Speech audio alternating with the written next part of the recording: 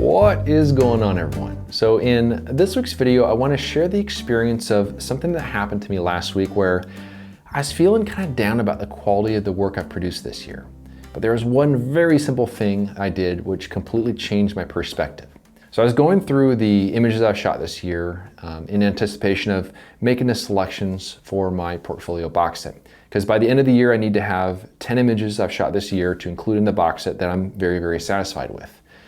And yeah, there's a few images that I'm definitely very, very happy with. But by and large, a lot of the images, I just wasn't quite feeling it. And it was kind of a strange feeling because I very much remembered, selecting these subjects for a reason, and they made me feel a certain way, and waiting for just the perfect light, having just the perfectly dialed in composition, and seeing that transparency on a light table and feeling a sense of satisfaction. But now to look at those images on the computer as I'm looking at all the various options and just not feeling very connected to those images.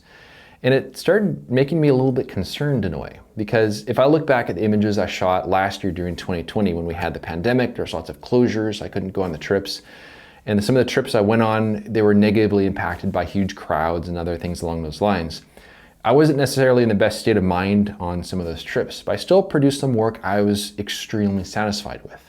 But now it's 2021, things have opened up a fair amount. I had a lot more flexibility, and I felt the quality of the work just wasn't quite where it should be. So I started going through the process of preparing those images for print to produce some proofs to see how they look on paper. Now, it was when I was flipping through those prints that I had an entirely different perception of those images. It's the same image on screen as it is in paper, but there's something about making that image tactile, something you can look at, something you can touch, something you can smell, something you can look at in different light. You can flip through them. It was that exact moment when I saw it on paper that it changed my perception of the image. And it brought back the feeling I had as I stood there in front of that scene and waited the many hours for the light and fine-tuned the composition a millimeter at a time to get things just dialed in exactly the way I want it to be. But some of that experience is missing when looking at it on the computer screen. And I found it very interesting. There's something about making an image tactile that builds a connection with the image.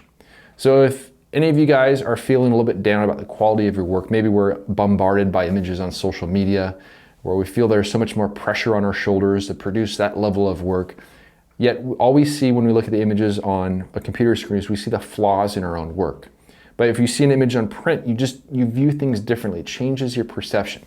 So I highly encourage those of you guys that have the ability to make prints, to produce prints, especially on a really nice paper. It'll change your perspective of that image and perhaps give you that sense of satisfaction. Now looking at the images I've selected for the box set, I feel really good about them. I feel like it's some really strong work, and I'm pretty excited about that. And if I'm a little bit distracted right now, my wife and I adopted a new little dog, and he is a product of the pandemic. So he's a little over a year old. His name is Oliver. I'll grab him in a second here. And he was adopted last year by another person as a pandemic dog, as that person was working from home.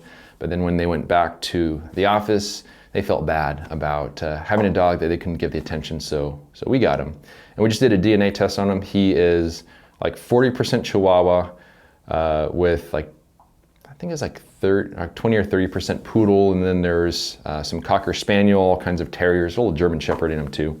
But let me grab the little guy here and see if he'll say hi.